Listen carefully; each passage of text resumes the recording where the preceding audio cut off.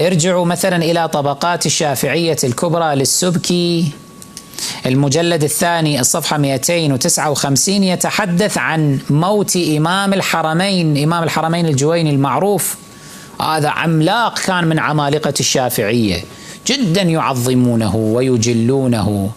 يقول لك أنه لما مات تلامذته، حتى واحد لا يقول إنه هؤلاء الذين مثلا فعلوا النياحة على أحمد بن حنبل مثلا أو على أبي عمر الحنبلي كانوا من رعاع الناس، كانوا من دهماء الناس، كانوا من الجهلة، من غير الفقهاء والمتعلمين. لا، هنا الشاهد صريح أن الفقهاء المتعلمين المتشرعة اللي هم تلامذة إمام الحرمين فعلوا النياحة. شوف ماذا صنعوا: طافوا في الشوارع ينوحون عليه نوح النساء، يعني خرجوا مواكب جوينية، خرجوا ينوحون على إمامهم، على أستاذهم إمام الحرمين. وكسروا المحابر، قالوا بعد خلاص ما راح نكتب أي علم شرعي، خلاص راح مات إمامنا، اسودت الدنيا في وجوهنا. وكسروا المحابر وأقاموا النياحة عليه سنة كاملة. هذا ليش هو من عمل الجاهلية؟ وهؤلاء الذين صنعوا ذلك كانوا من الفقهاء، من المتعلمين، من تلامذة إمام الحرمين، ليسوا من رعاع الناس، ليسوا من هؤلاء.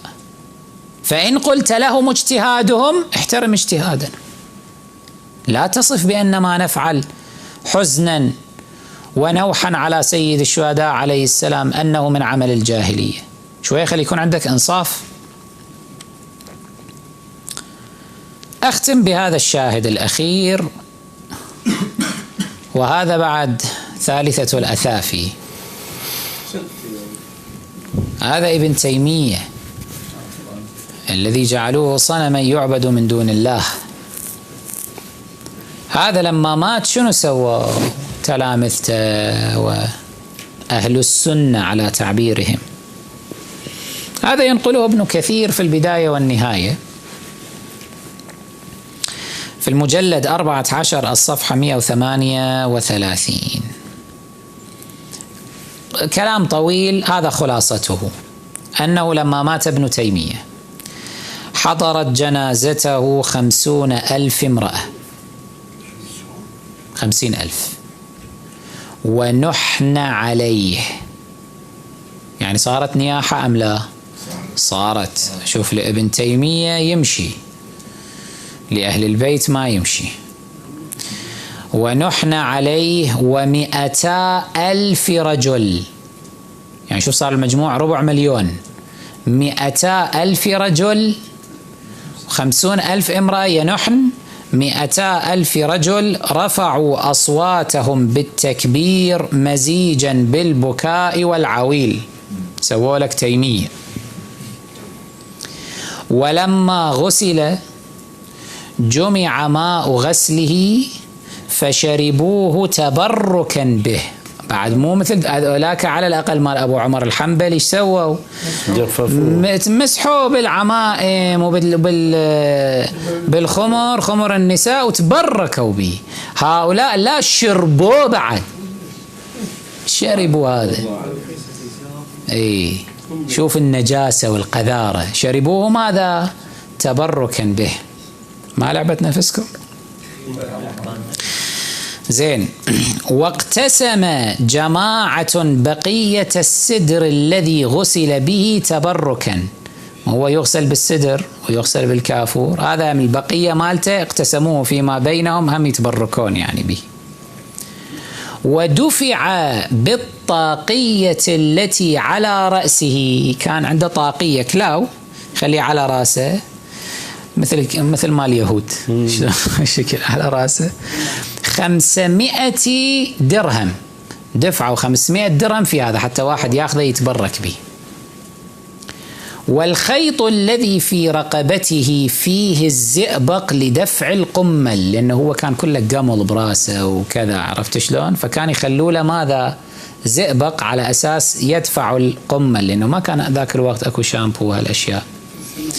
فهذا دفع بهذا الخيط الذي فيه الزئبق، دفع فيه 150 دينارا أيضا حتى يتبركون بهذا الخيط. وسارت جنازته بين الضجيج والبكاء، والمنادي ينادي أمامه: هكذا تكون جنائز أهل السنة. شوف لابن تيمية يفعل النوح والبكاء والعويل، بل شربوا ماء غسالته، كل ذلك واعتبرتموه ماذا؟ جنائز أهل السنة. لماذا للحسين عليه السلام ترتفع عقائركم؟ ما هو السبب؟ ولما وضع على المغتسل دخل عليه الرجال يقبلونه وينوحون عليه، هاي النياحة كلها موجودة. ثم أذن للنساء ففعلن مثل ذلك، النساء دخلوهن وقبلوا جثمان ابن تيمية ونحن عليه. هكذا تكون جنائز أهل السنة. فإن قلت هذا أمر خطأ قد وقع،